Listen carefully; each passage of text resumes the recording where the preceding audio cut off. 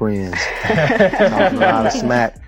I'm like, age ain't nothing but a number, girl. I was like, what you trying to say? So immediately I heard the song, you know, and I said, I called her back 15 minutes later, told her, check this out. So we cut the track right then and there. And for the record, you are how old? That's a secret. Did you know that the long-rumored tension between Aaliyah's uncle, Barry Hankerson, and her brother, Rashad Houghton, hasn't just faded away, but has been quietly burning for nearly 2 decades? And now, if the whispers are true, that silent standoff has exploded into something far more intense. What once felt like a cold, distant feud has reportedly turned into an all-out fallout. Sources claim the divide is so deep now, they can't even share the same space. And it sounds like Rashad has finally reached his limit. 4 years, he stayed in the background, protecting his sister's name with silence and restraint.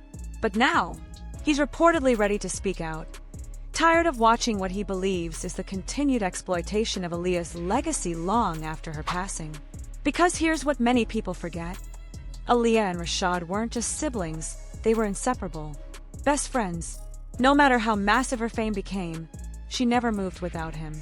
From glamorous red carpets to remote music video shoots, Rashad was always right there beside her. She made sure of it. Women doesn't disclose her age. But I am really busy with the career and the fact that you're ready to go back to school, so I'll just see how it works out. 3 years ago, there was this terrible rumor out. What is the deal with you and R. Kelly? Are you all married or not? No, I'm not married. Robert's doing his thing, I'm doing my thing. He's a great producer, great artist, who I do. In an industry full of chaos, he was her sense of comfort, her constant. And that history makes everything happening now hit even harder. Those close to her say she wouldn't have had it any other way, which explains why Rashad is now so determined to guard her legacy with everything he has. While he's focused on preserving her image with care and respect, others, like Barry, are still being accused of turning her name into a business opportunity. But the roots of this conflict go all the way back to 2001. After the devastating plane crash that took Aaliyah's life, the family dynamic reportedly shattered. Rashad, her mother, her uncle, and those tied to her label all went their separate ways. While the world mourned an icon, the people closest to her were divided, unable to agree on how her legacy should be honored, and drawing lines that, it seems, still haven't been erased. For nearly 2 decades, fans were locked out of Aaliyah's most iconic records. 1 in a Million, her self-titled album, the songs that defined a generation. You couldn't stream them on Spotify or Apple Music, no matter how hard people searched. And the reason? Barry Hankerson reportedly kept a tight grip on those masters, refusing to adapt to the streaming era. While fans... Who I do admire, and there's nothing there. Were you aware of the issues going on with R. Kelly when they were going on? No, didn't have a clue. Completely ignorant to it. Do you think anyone in the family was? Yes, I think my sister knew a lot. Confiding in each other? Begged for access. The estate claimed the catalog was being withheld, with little to no transparency about what was really going on behind the scenes. And it didn't stop there. Other artists tied to Barry's label, like Tony Braxton and JoJo, were already taking legal action, accusing him of mismanagement and shady business practices that only deepened the mistrust. Meanwhile, Rashad and his mother, Diane, chose silence.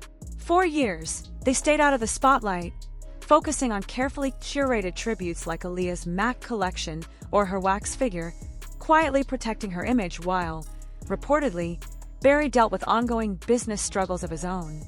But everything shifted in 2021. Out of nowhere, Blackground Records 2.0 announced that Aaliyah's music was finally hitting streaming platforms. It should have been a moment of celebration, but instead, it ignited a firestorm.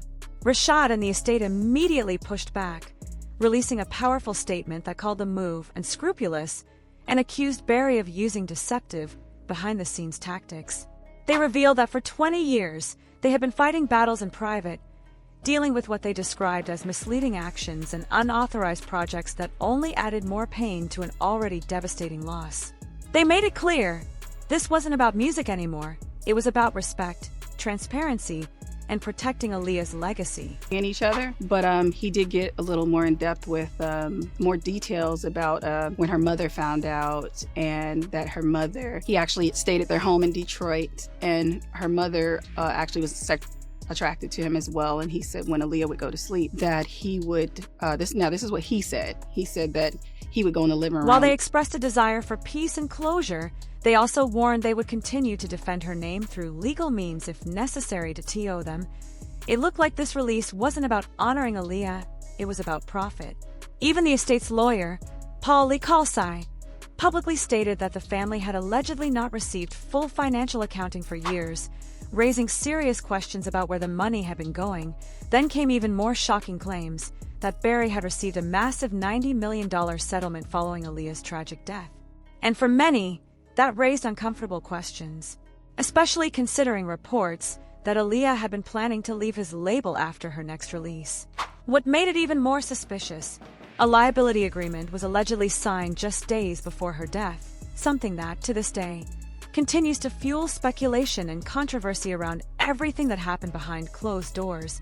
And then there's the part that continues to raise eyebrows, a liability agreement reportedly signed just 5 days before Aaliyah's tragic passing, stating that if anything were to happen to her, the label wouldn't be held accountable. For many, that detail feels impossible to ignore.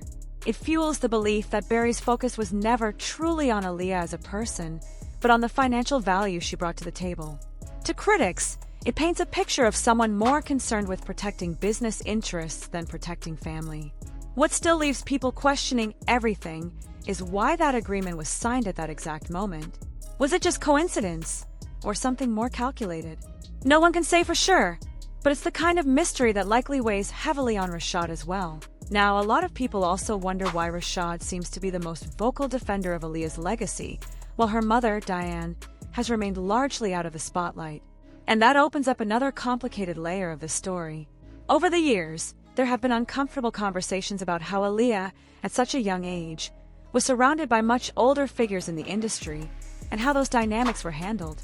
One of the most controversial chapters involves R. Kelly. After Aaliyah signed with Blackground Records, he became a central figure in launching her career, writing and producing her debut album Age Ain't Nothing But a Number, a title that, in hindsight, feels deeply unsettling to many. But their connection reportedly went far beyond music. Allegations later surfaced suggesting an inappropriate relationship, with claims that she may have even been expecting at one point. Things grew even darker with reports that documents were falsified to arrange a secret marriage, allegedly to prevent Aaliyah from being required to testify in legal proceedings. What makes this even more disturbing is that, according to various accounts, rumors about R.